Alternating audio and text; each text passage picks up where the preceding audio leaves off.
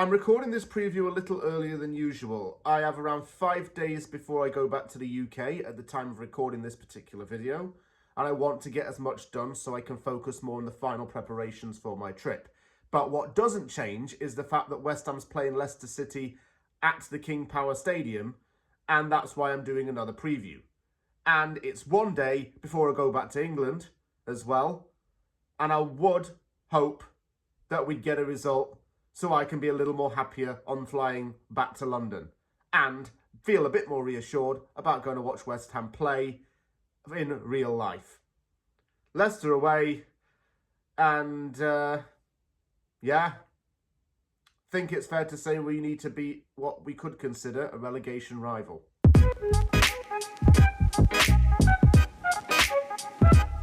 I was thinking about Leicester, and it's actually kind of the closest football team to where my mum lives. I think it's only about an hour away. And I should know this because I've actually been to Leicester Stadium before. But I was like 16 or 17 years old. It was ages ago. And,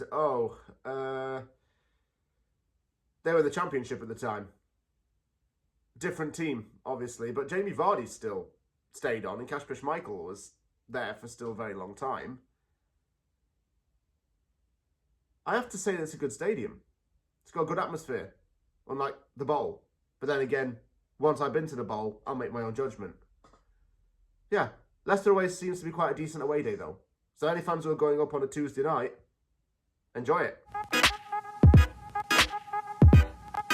Leicester's season has been one of struggle. Under manager Steve Cooper, things did not look up. I do believe that the reason why Cooper got this job in the first place was because it's logistically convenient. He managed Nottingham Forest, and Nottingham's close to Leicester, so he just got the Leicester job.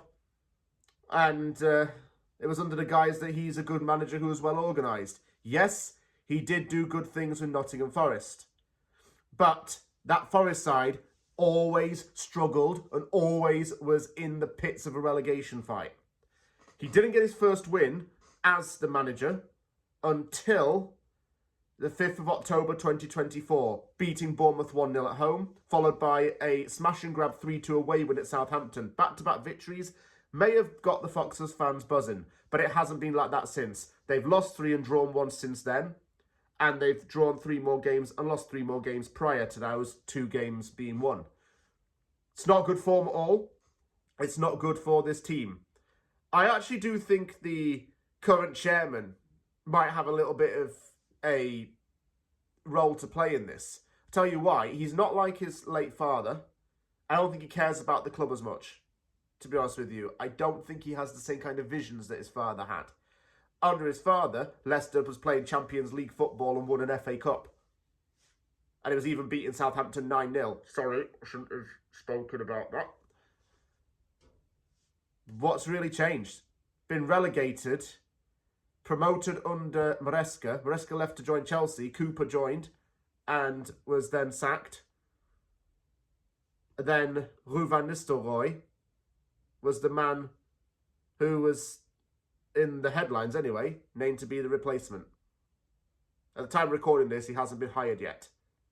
But that's a risky appointment for Leicester. He's not an experienced coach, but I'll tell you this, if they go down under him, he'll stay on and he'll build a project there. So it's not all bad. Wilfred Ndidi was in the same conversations as Declan Rice for who was the better defensive midfielder. Ndidi has more defensive prowess about him than Rice. But Ndidi, still excellent player. He's a long-serving player for Leicester. He's been there, 7 years now? Jamie Vardy, of course. He's been there 10 years. His non-league Premier League title story is very well documented. I know that Abdul Fatawu is a very good player, versatile attacker, but unfortunately he's tore his ACL. That's a bugger for them. Stefi Mavrididi, linked with West Ham very briefly at one point, I must admit. And Buonanotte, who was on loan from Brighton, actually looks quite a decent player. Good attacking midfielder for sure. Jesse Lingard had loan spells at Leicester and at West Ham United. And now he plays in Korea for FC Seoul. I think he's loving his time in Korea so far. He took some time off of social media, and now he's back. He says he likes living in the Korean capital, likes playing his football there.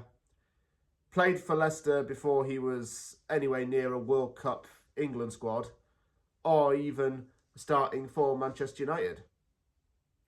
But never forget where you started and don't forget where you come from, I guess. Do you know why this is hard for me to say? Because we've got this tendency to be a part of the new manager bounce, don't we? We've got this tendency to screw up.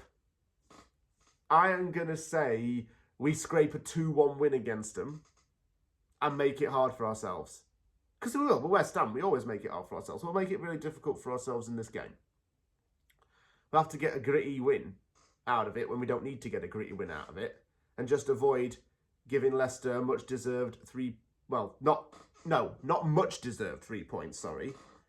Stop giving them what they will consider a deserved 3 points. Because we shouldn't be like giving everything away willy-nilly. And especially against a team that's also fighting to move up the table. We can start with a big statement win over Leicester, get further away from the drop at their expense.